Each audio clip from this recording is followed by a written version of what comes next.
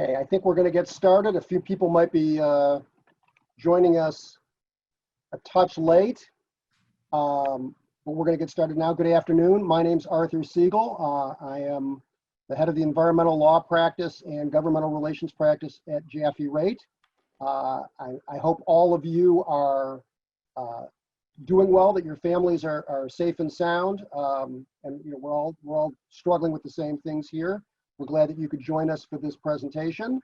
A couple of housekeeping items before we get started and we get to the meat of the presentations. Everyone should be on mute during the session, so if you have a question, the only way to submit it is to go down to the bottom of your screen and go into the Q&A tab and type your question in there. So please do that. You can do that at any time. You don't have to wait till the end of the presentation to do that. We're going to have time allocated at the end of the hour. We may run a touch over, we'll see. We have a lot of information to provide, but we're going to certainly try to answer all of your questions. We're going to provide you some polling questions during the session to get some of your feedback. Basically, in the questions, just to be clear, we're not providing legal advice. This is an educational program. If you've got a specific question, something relating to a dispute that you've got going on, we want to keep your information confidential and maintain any privilege that would apply to that information. So we ask in the Q&A that you not provide specific facts about a dispute that you might either be involved in or be concerned about, but rather just reach out to us in the question as to what the topic is and how we can get back to you. And either afterwards, one of us will get back to you, somebody else will get back to you, or certainly we'll provide you our contact information at the end. Also want to tell you that this is being recorded. It will be made available afterwards, as will the slides. So you don't need to worry about trying to copy down or write down whatever people are putting in the slides. Candidly, we've got 4 great lawyers here that are going to provide information on topics relating to the, to the reopening process that we're going through. You can see who our panelists are. They're going to talk about employment issues. They're going to talk about finance issues and governmental incentives and loans. They're going to obviously talk about tax implications and for businesses that are struggling, insolvency and reorganization issues that are starting to crop up. I guess with that, I'm going to start with our first panelist, who's Nikki Foley. And as it says under her name, if you want to take us to the next slide, she's going to talk about employment issues. I can tell you that Nikki and I have been talking about these issues since the original coronavirus shutdown started and our governor started issuing executive orders. She could take the whole hour and more and talk about issues that she has seen. Nikki is a partner in our employment law and litigation practice groups. She's a graduate from Michigan State and Wayne State Law. And with that, take it away, Nikki. Thanks, Arthur. Good afternoon, everyone. My name is Nikki Foley, as Arthur mentioned, and I am going to be talking about some aspects of employment law and COVID-19. I could talk for hours about employment law and COVID-19, and I'm sure I have talked for hours with many of you who are watching right now. We do have a lot of topics to talk about, so and I do have a limited amount of time, so I just wanted to focus on a couple of key issues to help you navigate your reopening process and what resources there might be available to you, to go through what a COVID-19 preparedness and response plan is, and how do you respond when an employee says that they can't work because they have COVID or they have symptoms or they have been exposed to COVID. And I think you're going to find that it's going to be quite a bit of a winding road. But hopefully with this information that I provide you today, it makes navigating that road a little bit easier. Next, please, next slide. Thank you. So before we get started, we need to ask an important question. Can your employees work remotely? And if the answer to that is yes, then you need to stop and just take a break and ask some more questions before you really start putting together your reopening plan. And that's because one of the current executive orders still tells us that for the majority of the state, any work that can be done remotely must still be done remotely. So even if your business is in an industry that's been reopened, employees should not be coming back to work, back into the office, having face-to-face meetings for things that they can do remotely. So let's look at a couple of examples of that. If you have a team of engineers that's working on a big project or working on building a building or the auto industry, and they have a large scale plans or scale model, it's obviously very difficult to look at those types of things remotely. So those folks would be able to come into the office, review those plans, have that meeting, and then do the rest of their work remotely. If you have maybe an inspector or an auditor and they need to go on site or they need to come in and review documents, they would be able to do that. But the rest of the work that they can do from home, they have to continue doing that from home. So there might be some people that they can't do anything. They are not able to do any work from home, and those folks can come in. But there might be people that are doing some work from home and some work in the office. And that's going to be important for you to know as you're making your return to work plans. Next slide, please. So what should you be thinking about when you're putting these plans together? We already have a comprehensive list of things that you should be considering. It's on our website. It's under the quick reference guide, return to work best practices checklist. It is hyperlinked here, so once this is online, you'll be able to get access to that, or you can get access to it by going to our website. I'm not going to go through all of the bullet points here, but this is a high-level overview of what's on that comprehensive checklist. I do want to focus on the one in the middle, and that's communicating with your employees. So when you are ready to bring them back to work, you need to make sure that you're effectively communicating with them.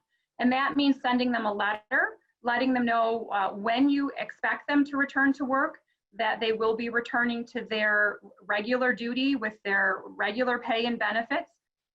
If they can't come back, they need to let you know by a particular date, and they need to let you know the reason why. And if they have any medical documentation to substantiate that, they should provide that information to you. You should also let them know that, that you have a plan in place and that you will be providing a plan to them when they return. That documentation and the response from the employee can be important to you later for a couple of reasons. If you have a PPP loan and during the forgiveness period, you may need to use that information talking about balancing FTE count. If you're audited by the unemployment agency, you might need it. And if you do end up technically returning that person to work, but allowing them to stay on a leave of absence and you pay them under the Families First Act, you would need that documentation to substantiate those tax credits that are associated with the Families First Act. Next slide, please. So how do you find answers to all of those questions that were listed on that checklist? It's not an easy process, and this is the winding road that I was talking about. But hopefully I've given you enough information here that you can use this to get started. And I do recommend that you start with the document in the middle, which is the reopening checklist, and this is on the MyOSHA website. Right above the document is a hyperlink that takes you right to this checklist. Below the checklist is another sort of simple checklist. It's a little bit more comprehensive, but it doesn't have the hyperlinks. So it's not here on the slide, but you do have access to it. And you're going to want to use all of the hyperlinks in this checklist to help guide you through this process. So the first one, on the top right is the MyOSHA COVID-19 Workplace Guidelines for Employers.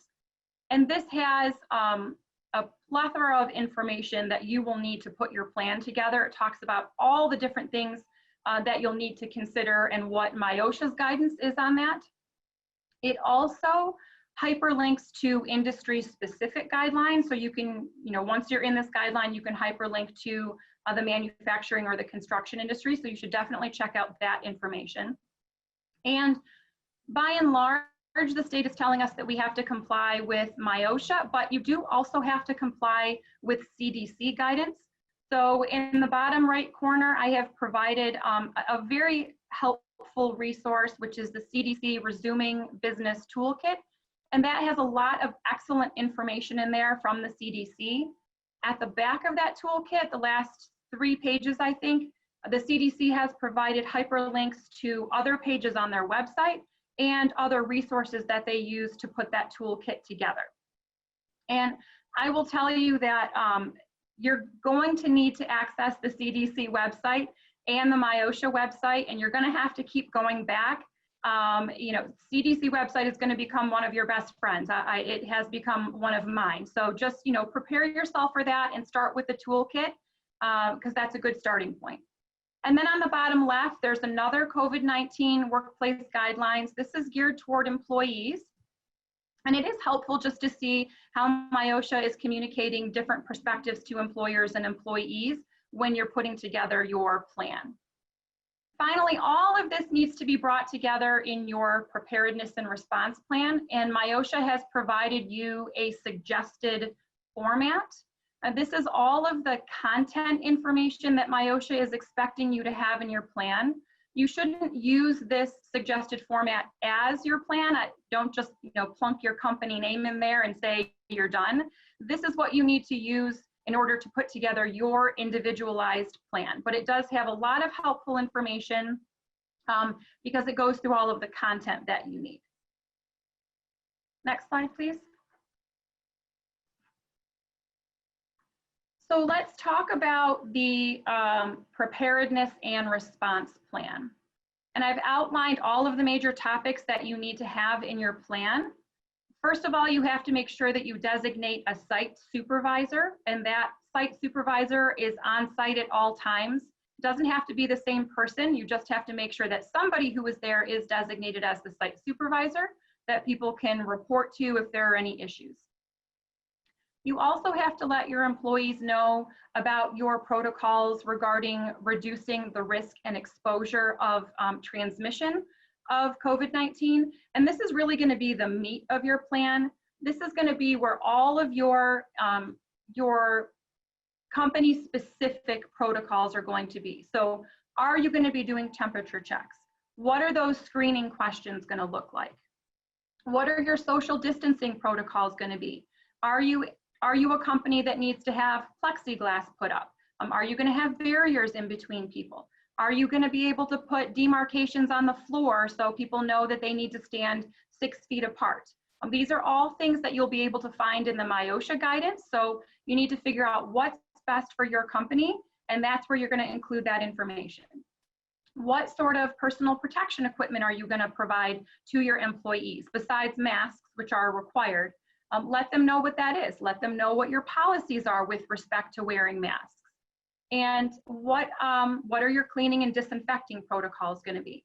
We strongly recommend that you have your employees, you know, wipe down their own workspace several times a day with cleaning wipes that you should be providing to them, disinfecting wipes, and that common areas are wiped down. They need to understand that this is going to sort of be, you know, an all hands on deck. They need to do their part to do disinfecting.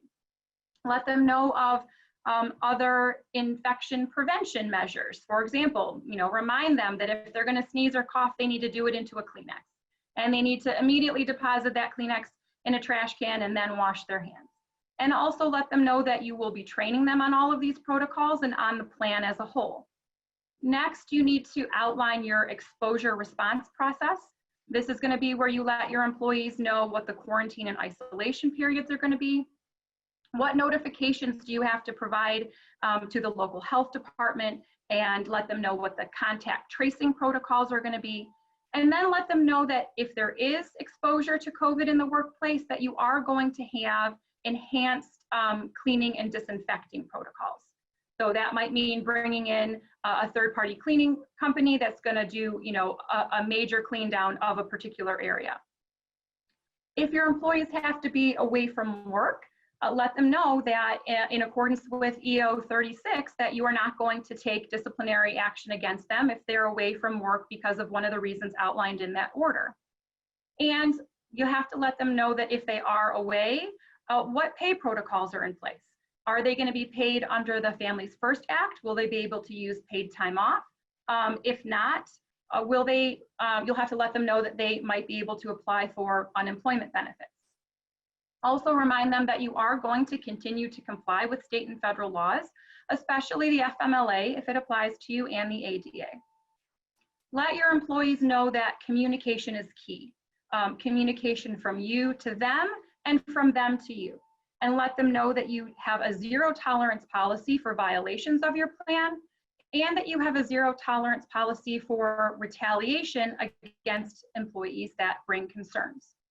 Make sure you let them know that they should report their concerns to the site supervisor, and hopefully then you can work with the employee to resolve those issues. But you do also have to provide them with the contact information for MIOSHA so that they can make a complaint directly to MIOSHA if that's what they want to do. Make sure you provide your employees with a copy of the plan. You can do that on the web or intranet, but I strongly encourage you to provide your employees with a hard copy of it so they have it. And you also need to make this available to your customers if they want a copy of it. Again, you could put that on the web, but I recommend that you at least have a copy of it available for, wherever your customers might be entering your building. And one question that I get a lot of from clients is, what if my employee refuses to comply with the plan? And given the consequences to the business and to people's health for not following the plan, my advice is always, first, find out why they're not complying. If it's a reason that's related to, for example, I've heard this one before, they're claustrophobic and they can't wear a mask. Okay, let's figure out a solution to that. If they're just saying, you can't make me, I'm not gonna do it, then we have a real problem, and you need to take disciplinary action for people who aren't gonna comply with your plan. Next slide, please. Let's take a look at the screening questions. They have changed. You'll probably notice that these questions are a little bit different than what you've seen over the last couple of weeks. And that's mostly because the county ordinances that were in effect that were very helpful for employers, those have all either been rescinded or they've lapsed. And so now what you really need to rely on is guidance from the CDC. And so the CDC is saying, these are the types of symptoms that you need to be asking about. But what's important too is that these need to be new, atypical, or symptoms from an unknown source. So if you have an employee with seasonal allergies, and they know that's why they're coughing or they're short of breath, they're not going to check yes to that question because they know the source of those symptoms.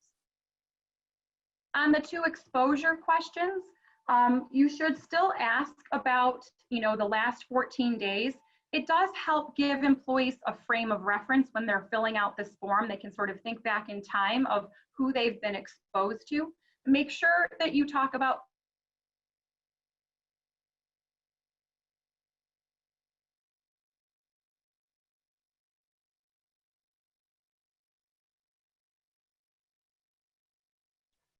I think we may have just lost Nikki for a moment there. The vagaries of the internet. Let's see if we get her back. While we're waiting to see if she gets back on, she did mention EOs. Those are executive. You can ask that question right there on the spot, or you could, if you end up having to send them home, then you could follow up and then determine whether or not they do need to isolate. Next slide, please.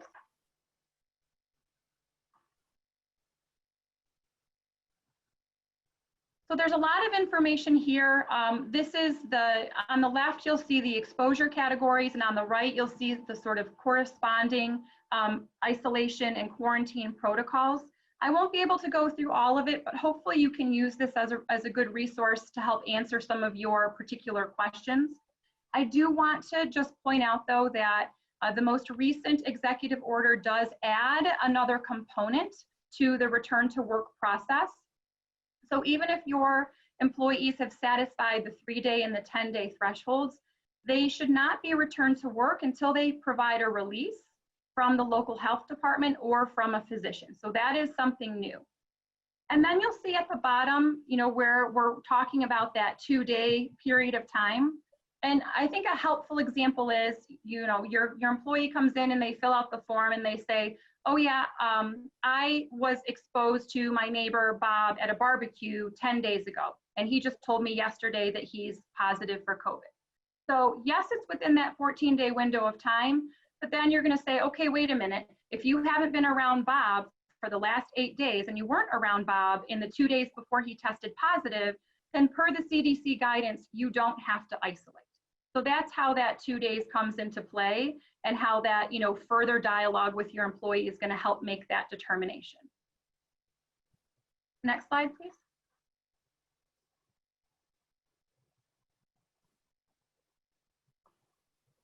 Finally, we have, you know, another chart. Again, I won't be able to go through all of it with you, but hopefully you can use this as a reference as well. Again, on the left side, we have the 4 exposure categories. And then this talks about what the notification requirements are, either to government agencies or to other employees. And then just making sure you round out all of those next steps. So one thing I want to bring to your attention is, again, with the most recent executive order, you are now required to immediately notify the local health department if you have a positive case of COVID in your workplace. And then within the next 24 hours after you've done your contact tracing, you should be reaching out to those individuals that your employee tells you they had close contact with. One other thing I want to point out is, if your employee says that they were exposed to someone, and then you say, well, wait a second, what about the team of people that my employee was exposed to? That's considered an indirect contact. You can certainly let that team of people know that one of their colleagues was exposed to COVID, so that they can take whatever measures they feel are appropriate. You know, at home, if they want to isolate a little bit more at home, they can do that, but they are not required to quarantine. And finally, just make sure that, you know, you are following your quarantine protocols. If you had a visitor who was there that had close contact, you're quarantining them, meaning they can't come back to your facility until they've completed their isolation protocols. Make sure you do bring in that, if you're going to use a third-party cleaning service, that they're going to come in and do that cleaning. And then obviously make sure if the time away for the employee is paid, make sure that you're following those pay protocols. Let them know if they need to apply for unemployment, or if they're going to be paid under the Families First Act, and just make sure you're covered there. I think we are now going to have a polling question, so I will turn it back over to Arthur. Thank you, Nikki. And there, I'm going to launch the poll. As you can see, we've got a question up regarding what issues you are currently experiencing or anticipate experiencing with reopening, and uncertainty about plan compliance. I think you may be able to check more than one of these. Employee return to work issues, use of PPE, including masks, and other. We'll give everybody a chance to vote. While we're doing that, Nikki, you cut out, you may not have known this, you cut out for just a brief moment when you were talking about the process of interviewing employees, gathering information, and then dealing with it if you get a positive result of COVID-19. We're still waiting on a couple of people. While we're waiting, I just wanted to ask you, if somebody is exposed to or reports that they were exposed to someone who might have been exposed, you know, that's the problem with this, is sometimes you say, well, yes, I tested positive. What if somebody says, I came into contact with somebody who came into contact with somebody who was diagnosed? What do you have to do there? So Arthur, you cut out just a touch as well, but I think that you were talking about that indirect exposure. Correct. So if you have employees, so with your example, you've got an employee who says that I was exposed to someone who's suffering symptoms, or I was exposed to someone who was positive for COVID. And obviously that employee needs to isolate. But what about that employee's team members? The team members, as it relates to their contact with the employee, are considered to have indirect exposure. And so there is not a requirement that the people who were indirectly exposed, those folks do not have to quarantine. But we do recommend that you at least share with them that they did have a team member who was exposed, so that they can make a decision on their own if they would like to have any sort of isolation or quarantine protocols within their own home. But they don't need to isolate per CDC guidance. And as the attendees can all see, we've got responses to our poll.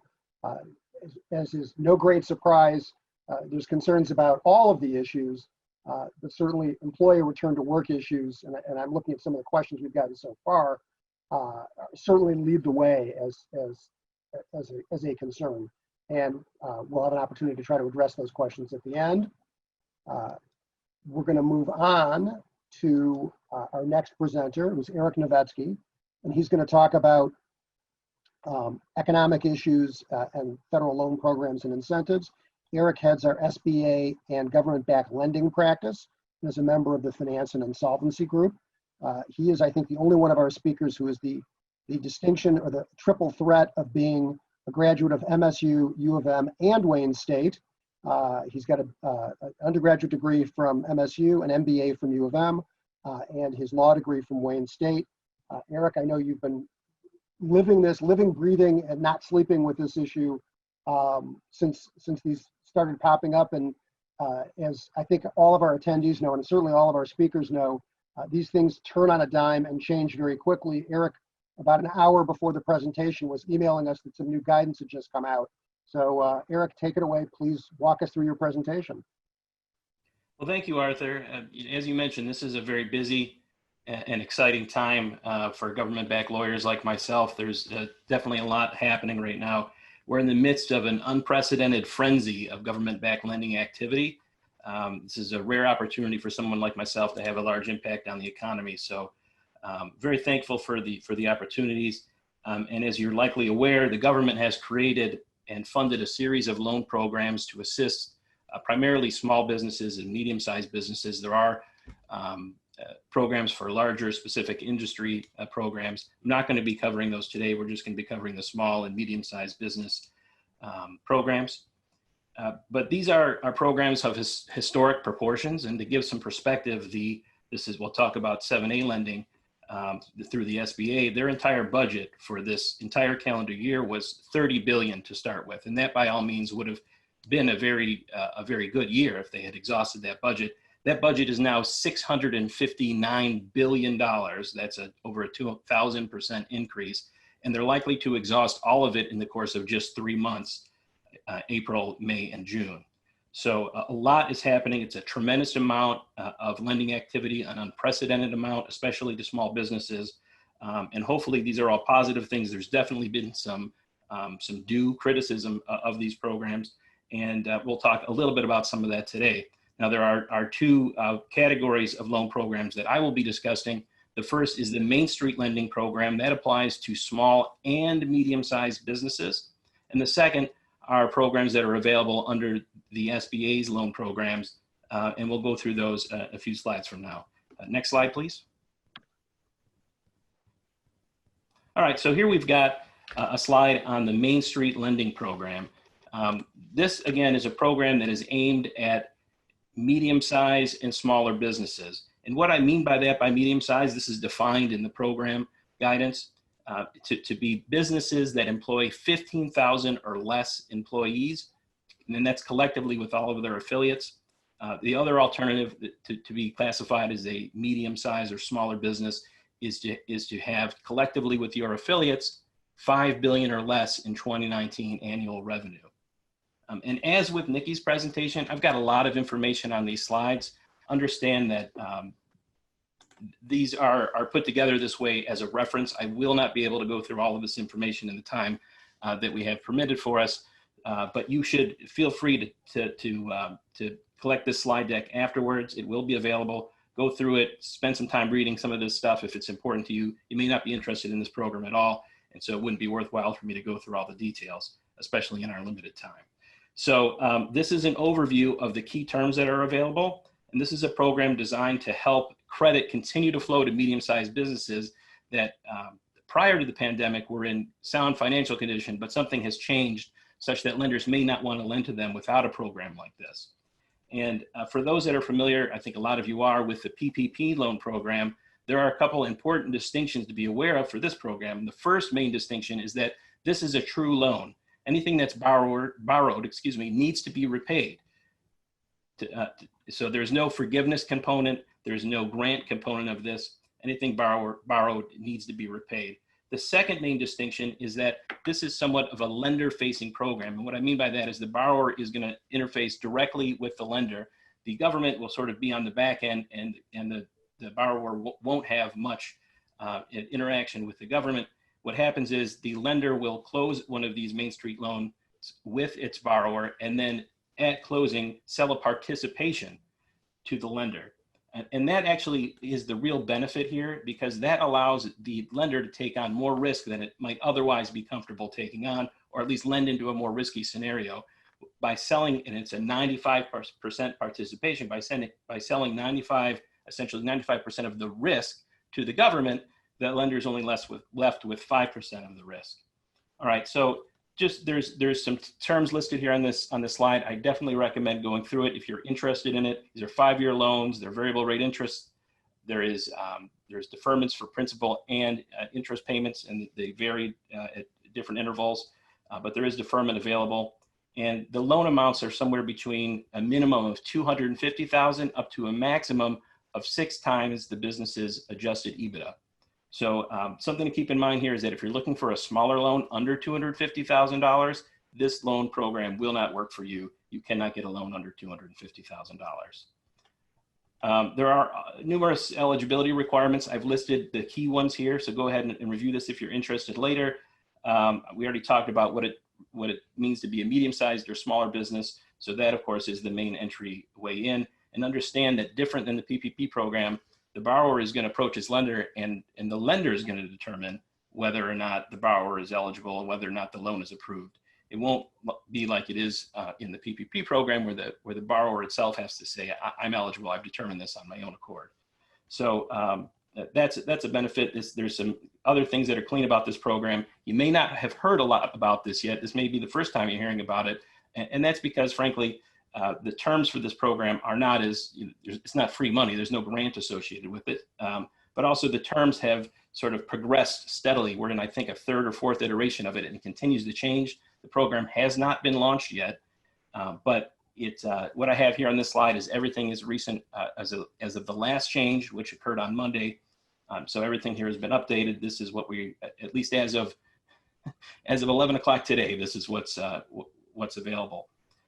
There's some key restrictions here to be aware of too. Again, check out the slide, look at that when you have an opportunity. But the main one that I think would catch your attention is, and this, you should just sort of understand the rationale here, coming out of the TARP program, which goes back to the Great Recession, the government has been concerned about borrowers using these funds to pay excessive compensation, to do stock buybacks, to issue dividends or capital distributions. And so there are limitations on all of those things that can't be done with these loan funds.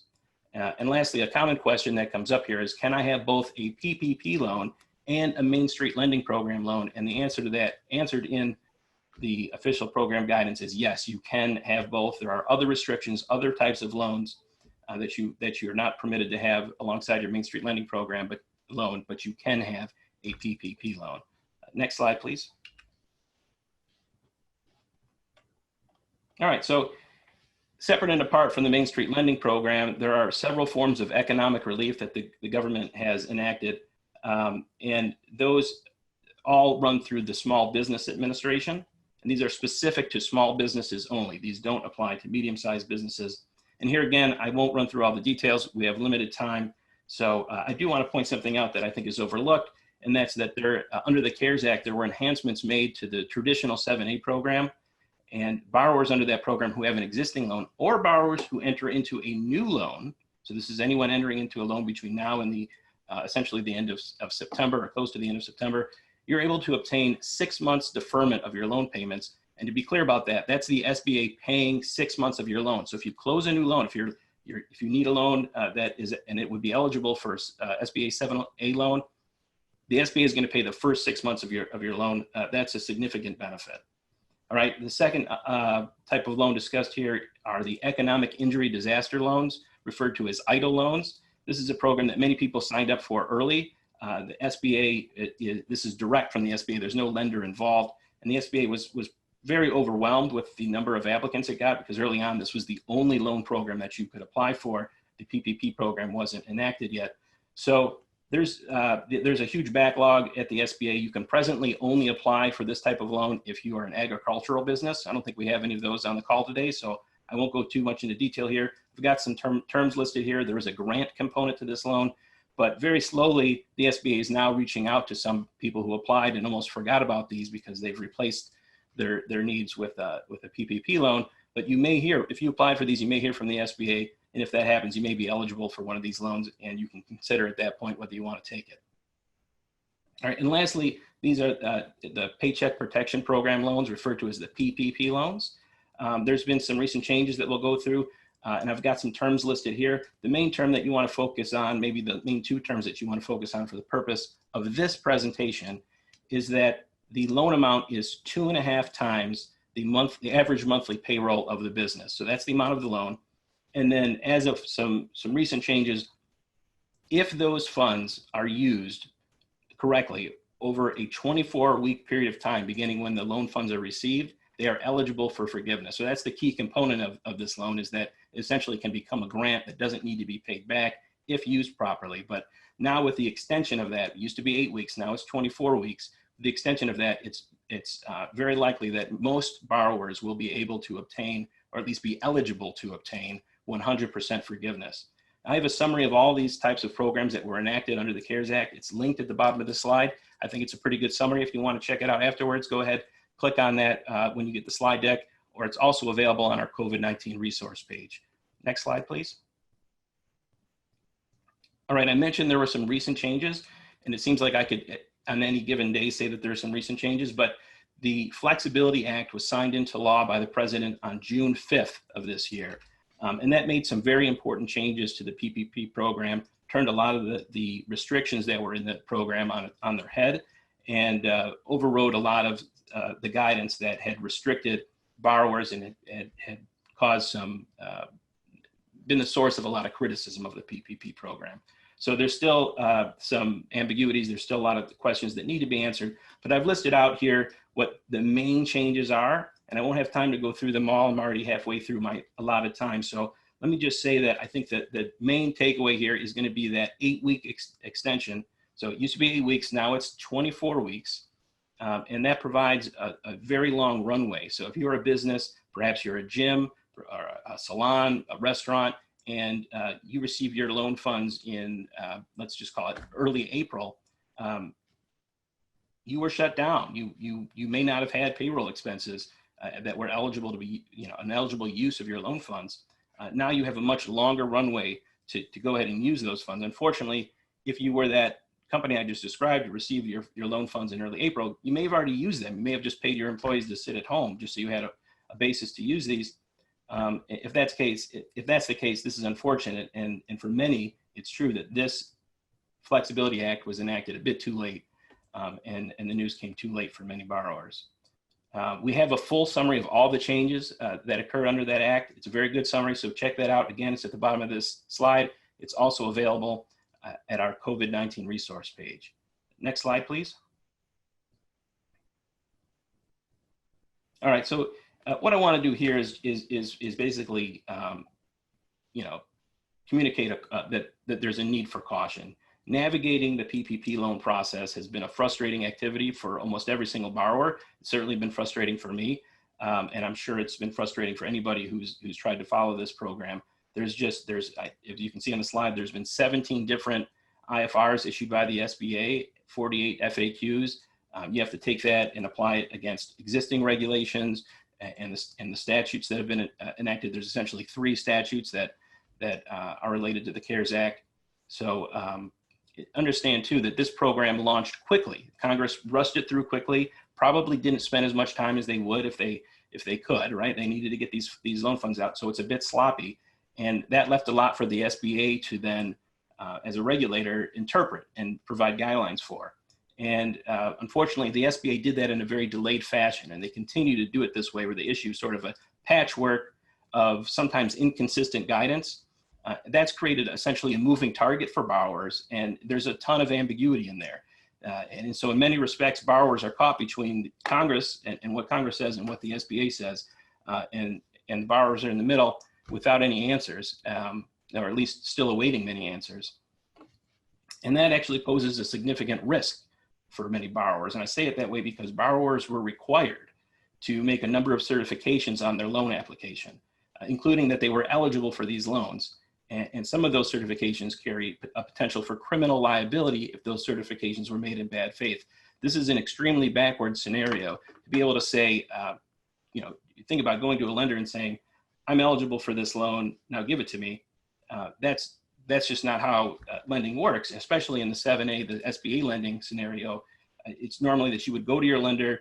If you were eligible for these, the lender would be the party who would help you figure that out, and would have sent its staff to multi-day training, by a certified organization to talk about this is, it's just a very complicated process, and there's a lot of expertise that go into that. And even then, quite often, a lender will not be able to clearly make a decision as to whether a borrower is eligible, and it can then send that to the SBA, who then even the SBA can sometimes be wrong. There's a challenge process. There are hearings that occur sometimes. So there's a ton of thought and analysis that needs to go into that.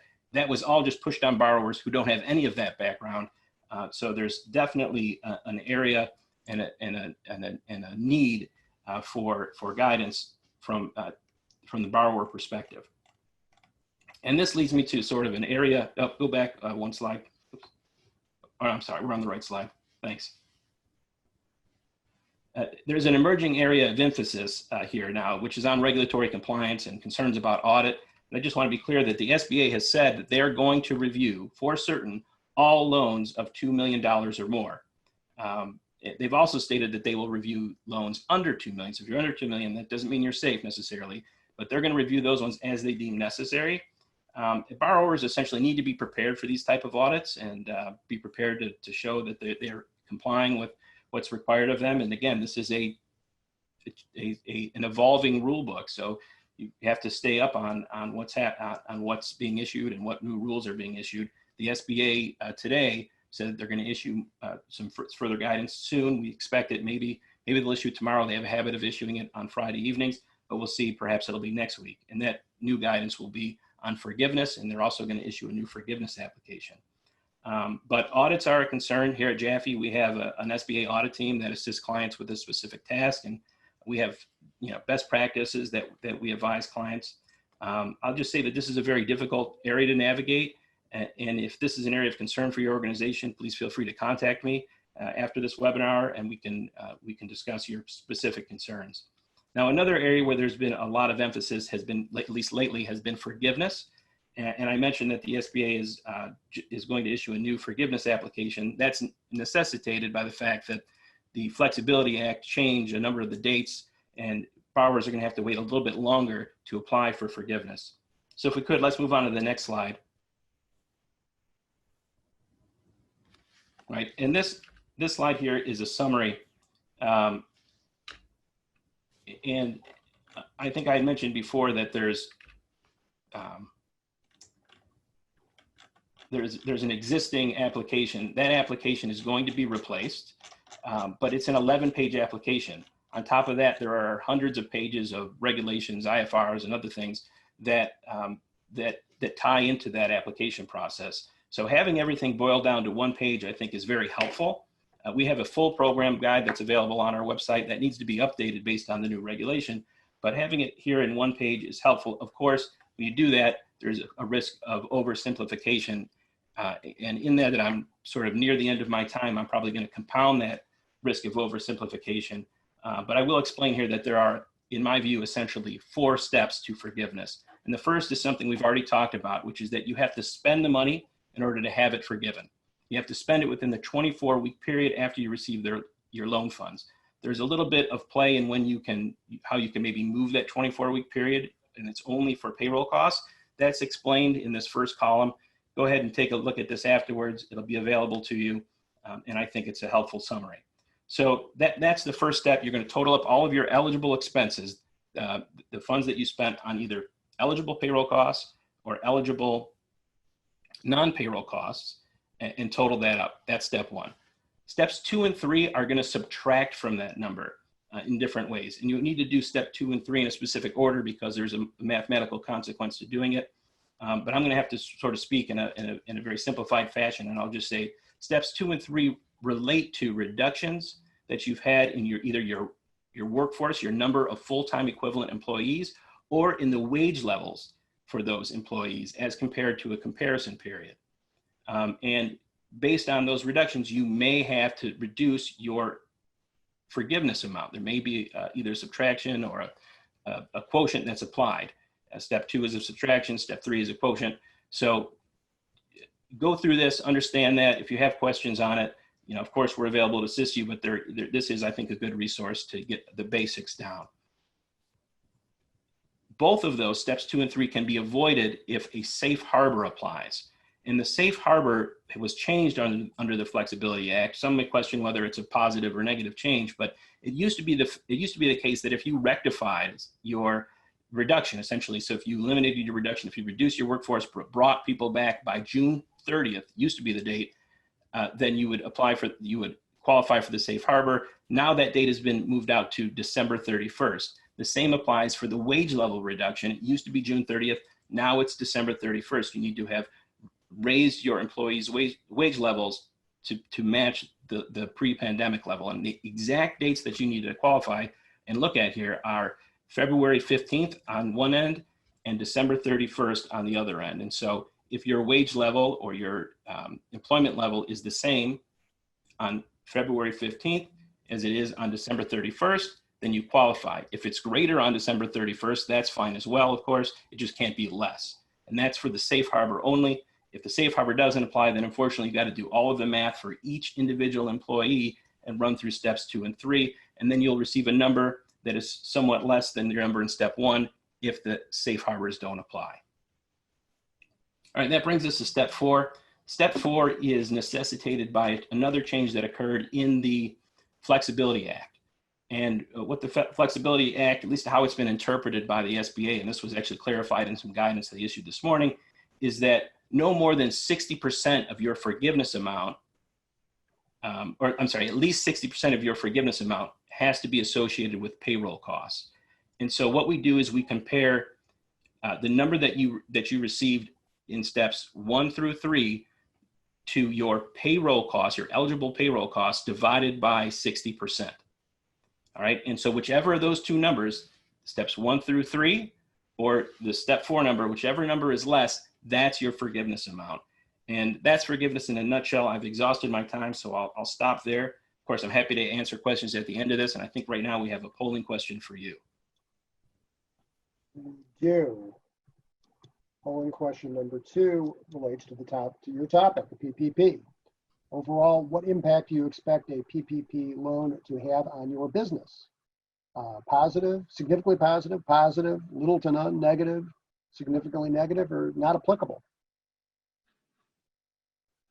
And Eric, it's interesting. I think Nikki and I all have had this similar experience with Friday night regulatory dumps of one form or another. It does seem the government likes to put these things out at the very end of the week, and then we spend our weekends scrambling to figure them out.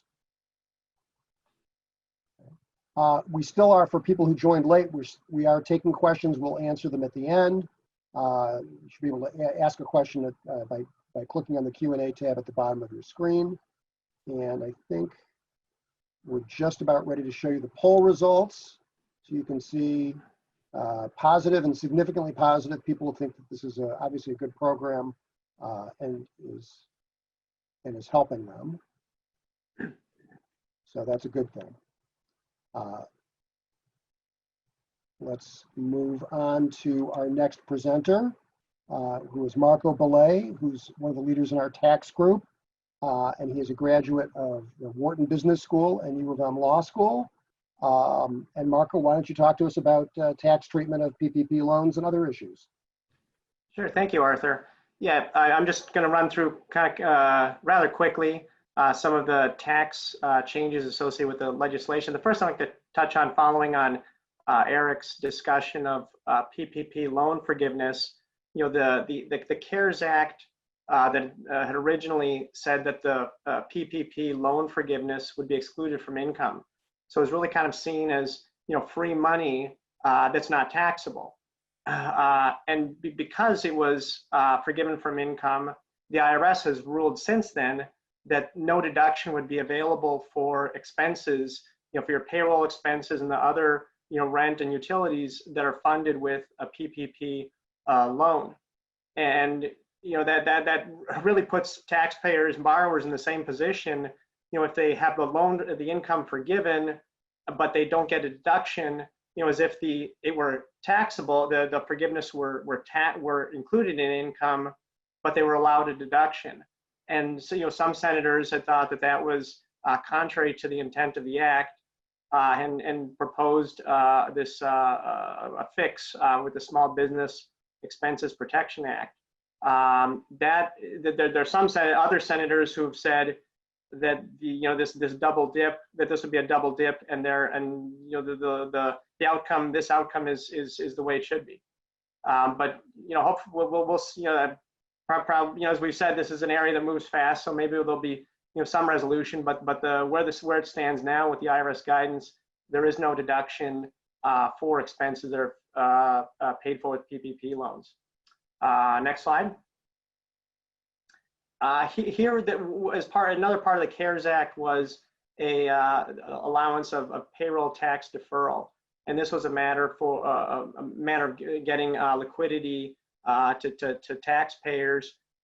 Businesses were allowed to defer the employer's share of Social Security taxes up until 50% to the end of December of 2021 and 50% to 2022. This was originally in the CARES Act. This was not available to borrowers of PPP loans once the PPP loans had been forgiven. But the PPP Flexibility Act that Eric said came out last week now takes away that restriction, so that all employers can benefit from this deferral. Next slide, please. Another the act had also provided for an employee retention tax credit. This is really an alternative to the PPP loan. If the borrower of or employer who's borrowed a PPP loan or any of its affiliates has received a PPP loan, then they would not be allowed to take this credit. And what this is also involves the Social Security employer's payment of Social Security taxes. Even so, it's a fully refundable credit, so that at the extent you have a credit and exceeds what the liability is for your quarterly payments of the Social Security taxes, can be used to offset other taxes, other withholding taxes payments at that time. So you can use it to offset withholding amounts that have been withheld from employees and have to be paid over. The limit, the way to think of this credit is it's basically up to $5,000 per employee. Next slide, please. There are generally two issues with obtaining this or qualifying for this credit. One is that the employer's business operations have to be fully or partially shut down by a government order, or that there's a 50% reduction in gross receipts. And there's been some question over, what does it mean to be shut down? But it really, it looks like it's a kind of an operation. If you kind of the simple case is it would be a restaurant where the dine-in option, even though they're still able to do carry out, the dining in option is not available, so they're treated as partially shut down. The other key with qualification is the size of the taxpayer. If they have more than 100 employees, then they can only take the deduction, the credit, or the qualified wages only include those wages that are essentially paid to employees for not working. If it's 100 employees or under, then you can take the credit you can include the entire amount of wages. If we go to the next slide, please. I just wanted to list some of the other changes that came with the CARES Act. Basically, there were revenue raisers in the 2017 Tax Act, and the CARES Act, as a means of kind of stimulating the economy, has reversed those provisions. There's more discussion in the, I've linked our firm update that gives more detail on these changes. But Arthur, we'll now give a poll question. And here comes poll question number 3. As you can see, we're curious to know which of the following best describes your business. Are you taking the retention tax credit? Or you're not eligible because you got a PPP loan? Not eligible because you weren't fully or partially shut down? You might be eligible, but you're not aware of it. Give everybody a couple of more moments.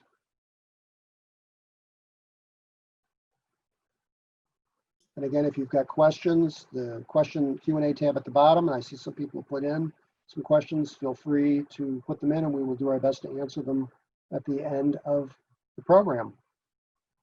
Okay. End the polling. I think we're just about there. I'm going to share the results and you can see a number of folks were not eligible because they received a PPP loan, but some might be eligible and weren't aware of it. So as Marco suggested at the end, when you have a chance, you may want to check out our website, reach out to Marco and see if you can get information, more information about the ERTC and how it might benefit your company. Okay, why don't we move on to the next slide? Our last presenter is Paul Haig, who is the leader of our insolvency and reorganization group in practice. And he's a graduate of MSU and has his law degree from Loyola and a master's in law from St. John's University. And Paul's going to talk to us about the stress, shall we say. You know, we've all had a little personal stress through this whole process, some of us more than others, but certainly we're starting to see economic stress and how companies can deal with that coming out of shutdown and re-entering the economy. Paul, take it away. Thank you, Arthur. Yeah, you're absolutely right. There has been a significant uptick in distress in virtually all sectors of the economy. We have seen over the last 3 months a significant increase in business bankruptcy filings, and it's expected that that will continue over the next year or two, and consumer bankruptcy filings for individuals as well. Several large companies have stumbled into bankruptcy already, particularly in the retail, healthcare, travel, and hospitality sectors. Retail has been hit particularly hard, dealing with the Amazon effect for many, many years. And I think with many retailers, COVID just kind of pushed them over the edge. Healthcare has been hit hard because healthcare has had to incur substantial expense dealing with the coronavirus pandemic, but has not been able to enjoy the benefit of this sort of elective high revenue type procedures. That is how they make their money. Travel, of course, has been hit hard since travel, business, and recreational travel has largely stopped. It is expected, it's been predicted that at least one of the major airlines in the company will be filing a Chapter 11 bankruptcy before year end. And of course, hospitality, it's largely been shut down for the last 3 months. Restaurants, hotels, a very, very challenged industry. And even though these restaurants are now opening up, the social distancing guidelines, it's tough. Are people going to be able to go back or willing to go back into restaurants? How will they be able to perform? The restaurant industry already had sort of razor thin margins. So these sectors in particular have been hit hard. Next slide, please. So what's anticipated is that companies, if they already haven't started running low on cash, they will be. Eric talked about the PPP funds, and over 4 million businesses have taken advantage of those funds. But as we move through the summer, those funds are going to start running out. And it does not appear at this point, at least, that it's likely that there's going to be another big injection of government money. Fortunately, people have been trying to conserve cash, and landlords and lenders, for the most part, starting in April, entered into or agreed to formal or informal standstill agreements. Usually those were for periods of 3 months, where there was sort of just a standstill for that period that allowed us to sort of get through the crisis. But those standstill agreements are largely going to be expiring at the end of this month, come July 1st. And in some cases, it was June 1st. You're starting to see landlords and lenders looking to enforce their rights and demanding payments again. And so that may be a tipping point in terms of a lot of companies having to start paying those obligations again. So the takeaway from this slide is I really think that there are sort of two types of businesses right now: those that have insolvency issues and those who are pretending that they do not have insolvency issues, because everybody really does, whether it's their own insolvency issues or concerns with a very critical customer or supplier who's dealing with insolvency issues that could impact your business. Next slide, please. The takeaway from all of this is that management really needs to be evaluating whether they have a business plan that makes sense in this new world. It's not an easy thing to do because nobody's quite sure what the new world will look like. But management should be thinking, what is our business plan? How are we going to survive and continue to do what we do in the post-COVID-19 world? And as part of that analysis, the question is, what level of restructuring may be necessary to effectuate that plan? Whether it's forbearance and negotiations with lenders and landlords, or whether it's a bankruptcy filing that may be necessary. It is very, very important to be talking, to think about this plan, do it now while there is some cash available, because everybody should be trying to conserve cash. And it is good and important, really, to be talking with experienced restructuring professionals, whether it's a bankruptcy or restructuring attorney like those at our firm, myself and others, or a turnaround consultant or somebody who has some experience, so they can help analyze the business plan that you're putting together. I think it's safe to assume that as restrictions are eased nationwide, many types of businesses, and again, I've highlighted hospitality, retail, automotive, they may not return to normal. And you think about automotive, for example, that's a very integrated industry. All of the parts are provided to the supply chain on a just-in-time basis. There's a very, very quick turnaround. One issue in that industry with a supplier can create issues all up the supply chain. And so one health scare, one in a plant somewhere, on the other side of the country or in a different country entirely, can ripple through the automotive supply chain and affect the OEM. So these are issues that nobody's dealt with before, and a lot of businesses are going to be trying to figure out. And it is likely that there will be increased distress as a result of these sort of continuing health type issues. Next slide. Okay, so the question that I've been getting asked a lot is Chapter 11 or out of court. Chapter 11 of the Bankruptcy Code is a wonderful resource. It can be very, very useful and necessary in many, many cases, but it can be expensive, and it's time consuming, and it's a disruptive process for the company, its management, and its stakeholders. And so it is worth trying to see if there's some type of a reorganization process that can be effectuated outside of a bankruptcy. Bankruptcy shouldn't, in most cases, be the first resort. You want to be talking to your lenders, to your landlords, to other your customers, and seeing if there's some type of a restructuring can happen out of court. That allows the parties to negotiate in a private arena instead of airing the company's distress publicly. It also avoids a litigation process, which is always good because with litigation comes risk and expense that is better to avoid.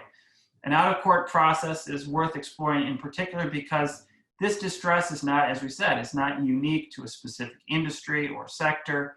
It's broad economic distress across all sectors, and every business, every lender, every customer is sort of thinking about these issues. So be proactive, talk to those parties, and see if there's some type of a resolution that can be achieved without having to go with bankruptcy, which is a more significant and dramatic restructuring. Next slide, please.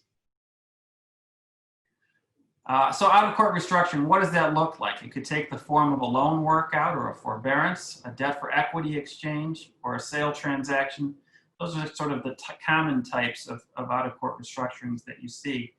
Keep in mind that if you're going to go to a lender and ask for a loan workout or a forbearance, there is likely to be an ask coming back from the lenders. They're going to want to see additional skin in the game. They're going to want to see additional collateral, or maybe a personal guarantee from owners and management.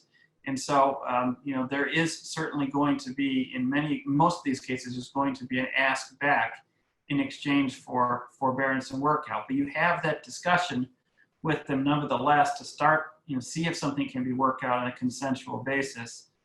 And the way you do that is you have to demonstrate to those creditors that the proposed outcome in some sort of an out-of-court workout is better than the outcome in a bankruptcy or liquidation. You really need to show to them, here's what a Chapter 11 for my company looks like. Here's how you fare in that. What we're offering to you is a better outcome, and that's how you are able to try and work out a deal with lenders and other creditors. Ultimately, at the end of the day, Chapter 11 may be necessary because Chapter 11 does some things that an out-of-court workout process cannot do. It imposes an automatic stay that stops litigation, stops collection action. It allows you to reject leases. If you're a restaurant, for example, Hopcat just filed here in Michigan a week or so ago, and you have leases, restaurants all over the state, you need to shrink your footprint, and you want to just focus on maybe a half a dozen or so of your better performing restaurants. You can do that in a bankruptcy, reject leases. Selling assets free and clear of liens, cramming down creditor classes. These are things that typically can only be done in bankruptcy. And so in some cases, although worth trying to see if a bankruptcy can be avoided, bankruptcy is necessary in some cases to get done what needs to be done. Next slide, please. One other thing I want to touch on before concluding here is that there was some legislative changes to the bankruptcy code that were made earlier this year. One in particular that's a really useful change to the code is the Small Business Reorganization Act. This is aimed at small businesses and helping to create a faster, less expensive, streamlined opportunity for those companies to reorganize in Chapter 11. In a small business bankruptcy case under this new act, a trustee is appointed. That trustee's job is to work with management to try and sort of resolve issues with creditors and formulate a plan. And the plan concept in the Small Business Reorganization Act case is that the company will pay its disposable income, so to speak, the money that it has after it pays its expenses, over a 3 to 5 year period, and thereafter all of the debt, the unsecured debt at least, is discharged. Key to this is that it eliminates the so-called absolute priority rule that exists in bankruptcy. The absolute priority rule could be the subject of a separate program all in itself, but the problem with that in many Chapter 11 cases, it makes it hard for a company to reorganize in bankruptcy and for the old ownership to retain their equity once the company emerges. And these small business reorganization cases, that absolute priority rule with respect to equity goes away. So in a small business case, it allows you to pay your creditors over 3 to 5 years and retain ownership of the company that you've worked so hard to build. The key change to the Small Business Reorganization Act that the CARES Act did is there is a debt threshold. It's really only for small businesses. That threshold previously was, it only applied to companies that had $2.7 million roughly in non-contingent, non-disputed debts. That number has been increased to 7.5 million as part of the CARES Act, and there's talk of increasing it even higher to $10 million. So it still is only available to small business, but if you're a small business that fit within some of those types of debt limitations, it's a really powerful tool that makes bankruptcy much more feasible than it previously was. Arthur, I think that's the end of my presentation. We have a question? We do. Our final polling question. Pull that up, and then we're going to very quickly launch into a quick Q&A. We appreciate the people who've stuck around. We've run a little over, and we appreciate your patience. And actually, while we're doing that, the first question, Nikki, is going to go to you. there was a question that was asked about if a company wants to interview and or onboard a new employee right now, that's something you can't really do remotely. Can they bring people into the office or into the shop or whatever to do that? Yeah, I think that to the extent any of the interviewing can be done remotely. I mean, you do see that happening a lot, especially with you know, companies that have employees across the country. So sometimes the interviewing is done via Zoom. So certainly try to do as much of it as you can remotely. But if you are, you know, if you have a training program where they need to come in and see your facility, or they need to be trained on your computer programs, and you can only do that in the office, certainly collecting all of the onboarding materials. I do think that they can come in and do that, you know, their I-9 information and things like that. I do think that's okay. Obviously explain to them what your social distancing protocols are and that you have a plan in place, and follow that as best you can. And then to the extent that their job involves working remotely, then it should be done remotely. Very good. Everyone can see our polling results. Apparently there's not no cockeyed optimists among us. Everyone thinks that there's going to be some wave of bankruptcy filings in the near future. And as you can see, it's sort of evenly split between July, October, and sometime next year. Let's go on to our other questions, and I'm going to sort of sort through them. Nikki, the next one's for you as well. The question was, if staff has not been on a furlough, what do we need to do? Do we need to send a letter? What do we have to do for if we've been in business operating all along the whole time? I think so. The letter that I was talking about really referred to telling them that it was time to come back to work. If you've been working all along, I think that just making sure that you have your plan and protocol, make sure that that's communicated to them. You should have as many training sessions as you can. So, you know, there's not a letter necessary for people who haven't been furloughed, but definitely make sure that you are communicating your protocols. And if you need to document that, in fact, those were sent out to people, then certainly, you know, hold on to that documentation. And we've seen training done remotely, you know, remote sessions. In fact, you and I were in one together. So that it can be done that way. You don't have to bring everybody in to teach them how to put on a mask or how to put on and take off gloves, among other things. Eric, there was a question about if you still use the 8-week period, can you use the June 30th date for the safe harbor, or must it be December 31st?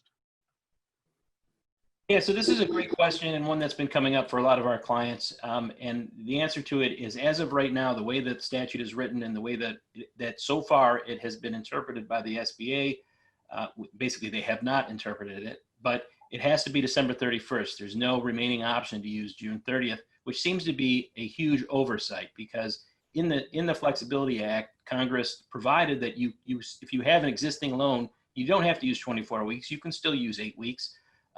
But nevertheless, everywhere in the original statute where it says June 30th, it's essentially been replaced by December 31st. And so that's a statutory mandate. And until and unless the SBA or Congress changes that, we're stuck with it. I wouldn't be surprised if SBA did address this. That would be great if they did, but the first indications we got from them was a press release on Monday, and we got some confirmations of certain other items there. They didn't address it in that, and then they issued a lengthy IFR this morning. They didn't address it there, but there is more guidance coming, and so again, I think I said I might expect that tomorrow, hopefully, but it could be next week or even the following week. So stay tuned. Hopefully that gets addressed. That's a very beneficial change that's necessary, I think, and hopefully we'll get it. And Eric, I think you answered this, but somebody else wanted to know about using, you know, the 8 weeks versus the 24 weeks.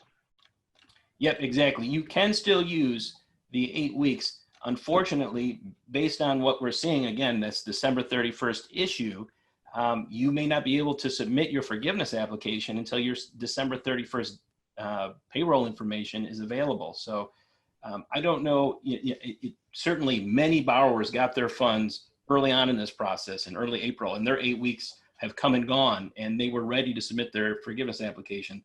It seems to be an oversight to make them wait until December 31st, but as of right now, that's the case.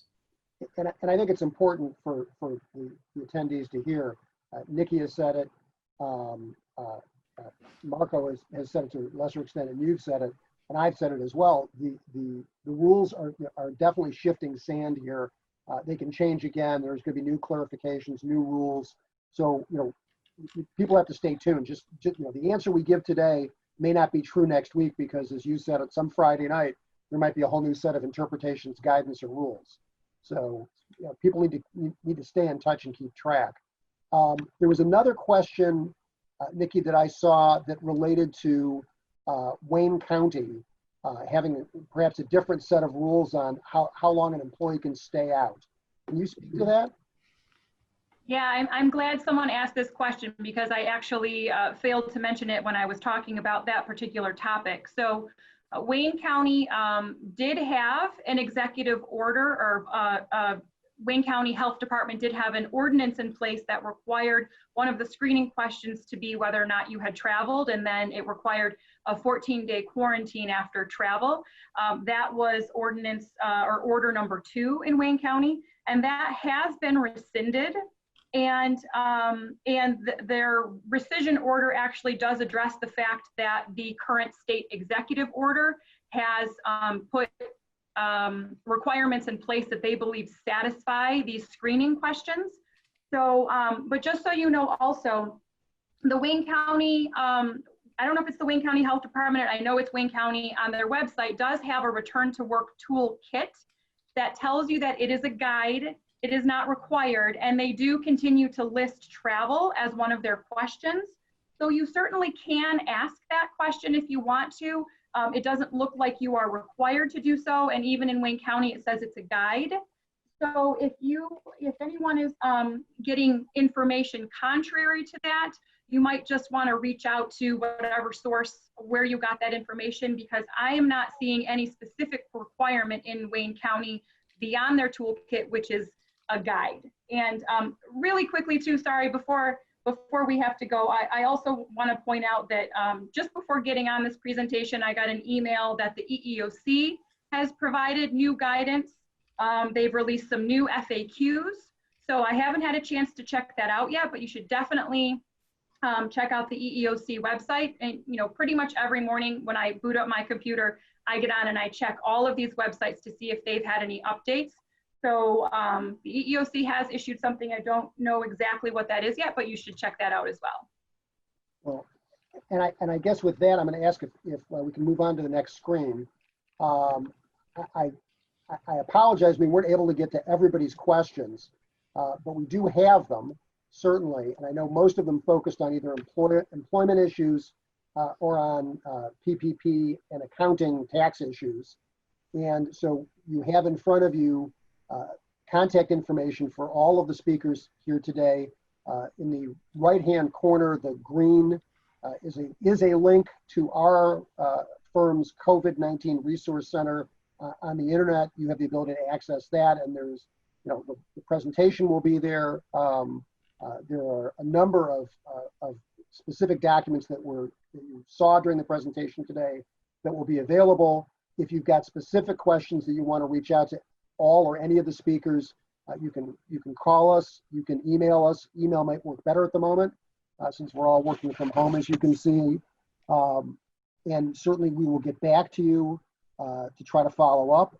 We appreciate your patience and your attendance. We were allotted for an hour. We've been on for an hour and 20. Certainly, if you have any feedback, if there are other topics that you'd like to learn about, stemming out of this, and we've scratched the surface. If you want to get into more depth into any of the speakers' specific topics you think would be good for a further presentation, feel free to let us know. Email me directly. My email is on there as well. And I guess I want to thank you all for your time, for your attention, your participation. I want to thank our speakers for all of their hard work getting up to speed on these issues and then preparing to speak. Thank you very much. Enjoy the rest of your day, and hopefully we'll be hearing from you soon, or we'll be reaching back out to you to try to answer your questions. Thanks so much. Thank you, everybody.